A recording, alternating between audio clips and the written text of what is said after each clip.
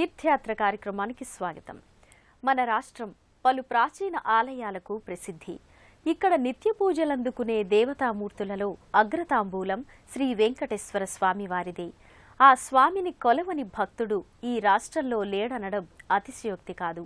కలవు వెంకటనాయక అని నమ్మే భక్తుల నిత్య పూజలందుకుంటున్న శ్రీనివాసుని ఆలయాలు బహుప్రసిద్ధాలు. అలాంటి వాటిలో ఒకటి వరంగల్ సమీపంలోని రామన్నపేటలో ఉన్న శ్రీ వెంకటేశ్వర స్వామి వారి ఆలయం. ఈ ఆలయ విశేషాలను నేటి తీర్థయాత్రలో వీక్షిద్దాం. ఓం నమో నారాయణాయ. ఓం నమో నారాయణాయ.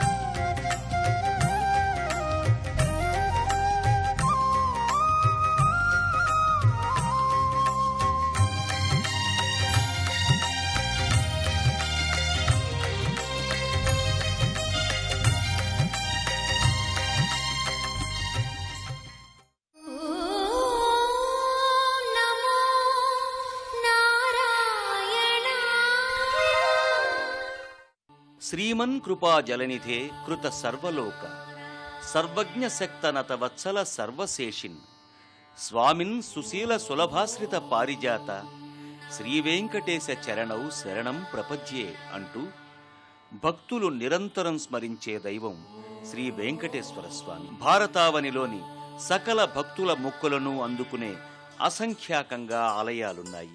అత్యంత ప్రాచీన ఆలయాల నుంచి అత్యాధునిక ఆలయాల వరకు అన్నిటా ఈ స్వామి ఆవాసముంటున్నాడు. అలాంటి మహామహిమాన్వితుడైన శ్రీ వెంకటేశ్వర స్వామి వారి అత్యంత ప్రాచీన ఆలయాల్లో ఒకటి వరంగల్ జిల్లాలోని రామన్నపేటలో నెలకొని ఉన్నది. ఈ ఆలయ శిల్పకళను పరికిస్తే ఇది చాళుక్య రాజుల కాలంలో నిర్మితమైందని తెలుస్తోంది. ప్రపంచంలో ఎక్కడ శ్రీ వెంకటేశ్వర ఆలయాలు ఉన్నా వాటన్నింటిలో కల్లా రామన్నపేటలోని ఈ శ్రీ వెంకటేశ్వర స్వామి వారి దేవస్థానంలో ఉన్న ధ్రువమూర్తి చాలా చిన్నదిగా దర్శనమిస్తుంది. శ్రీ వెంకటేశ్వర స్వామి ఆలయానికి వచ్చే భక్తులకు ప్రప్రథమంగా దర్శనమిచ్చేది స్వాగత ద్వారం. ఈ స్వాగత ద్వారంపై శ్రీ వెంకటేశ్వర స్వామి వారి ధ్రువమూర్తి, సింహాలు, యక్షుల ప్రతిమలు, అశ్వప్రతిమలు కనిపిస్తాయి.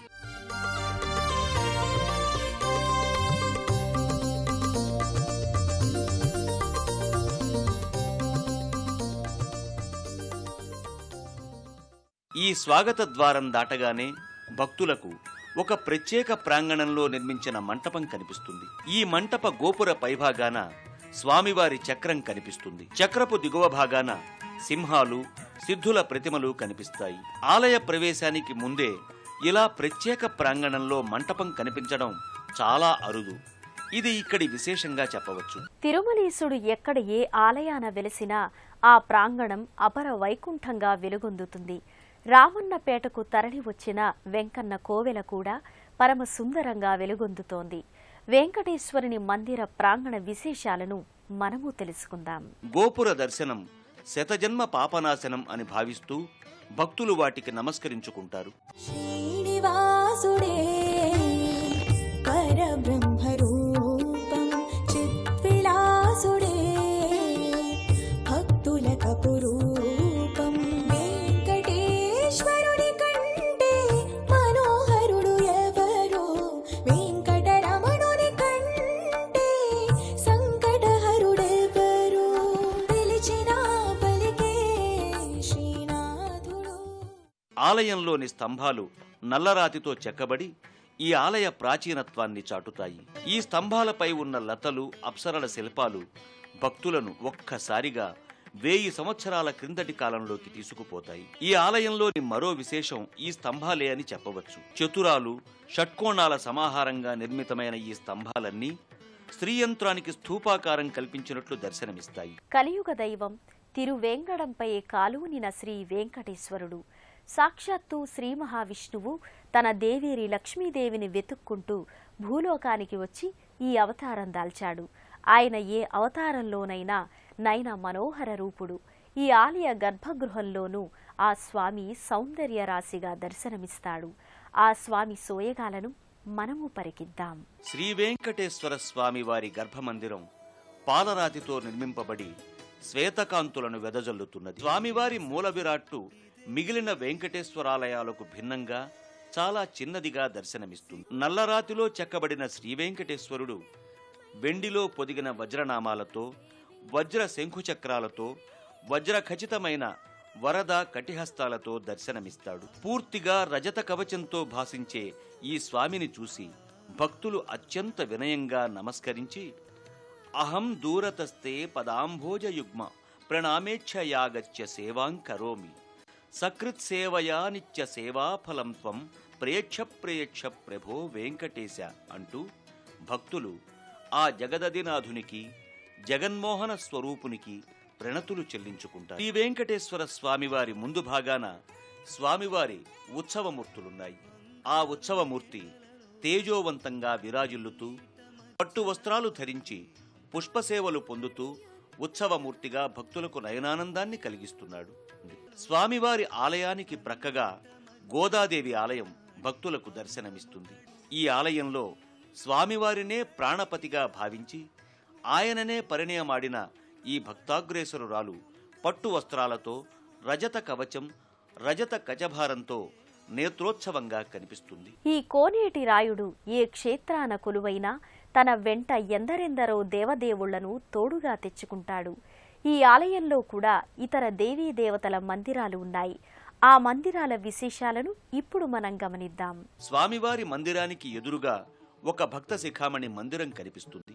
ఈ మందిరంలో నల్లరాతిలో చెక్కబడి వెండి కవచాదులు ధరించిన విగ్రహం కనిపిస్తుంది. ఈ విగ్రహానికి ముందు భాగంలో విశిష్టాద్వైత మత ప్రవక్తలైన రామానుజాచార్య స్వామి, తిరుమంగయ్య ఆళ్వార్లతో కూడిన ఆళ్వారు త్రయం ఉత్సవ విగ్రహ రూపంలో కనిపిస్తుంది. భక్తులు ఈ భక్త శిఖామణులకు మనసారా నమస్కరించుకుంటారు.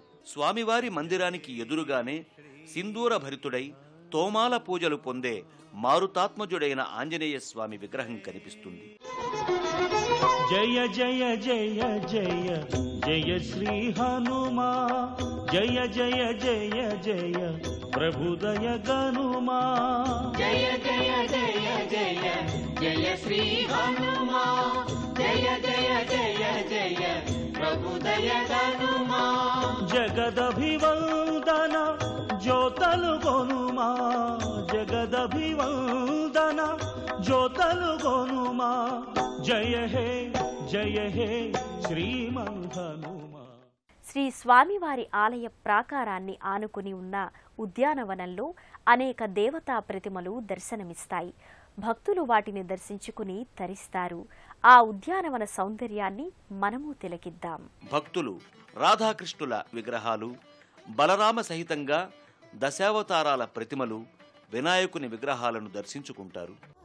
శ్రీనివాసుడే పరబ్రహ్మరూపం.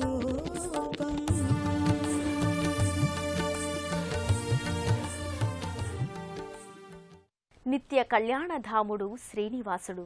అందుకే ఆయన కొలువైన తావులన్నీ ఎంతో శోభాయమానమై వెలుగొందుతుంది. రామన్నపేట వెంకటేశ్వర స్వామి వారి ఆలయంలో కూడా అనేక క్రతువులు, మహోత్సవాలు జరుగుతాయి. ఆ ఉత్సవాలు భక్తజన నేత్ర పర్వాలు. ఆ ఉత్సవాల శోభను మనము పరికిద్దాం. శ్రీ వెంకటేశ్వర స్వామివారి ఈ ఆలయంలో అన్ని నెలలు విశేష దినాలలోనూ విశేషోత్సవాలు జరుగుతున్నా మాఘమాసంలో జరిగే బ్రహ్మోత్సవాలు విశేషంగా భక్తులను ఆకర్షిస్తాయి. ముఖ్యంగా స్వామివారి కళ్యాణోత్సవం తిరుమల తిరుపతి దేవస్థానంలో జరిగే రీతిలో ఇక్కడ కూడా నిర్వహింపబడుతుంది.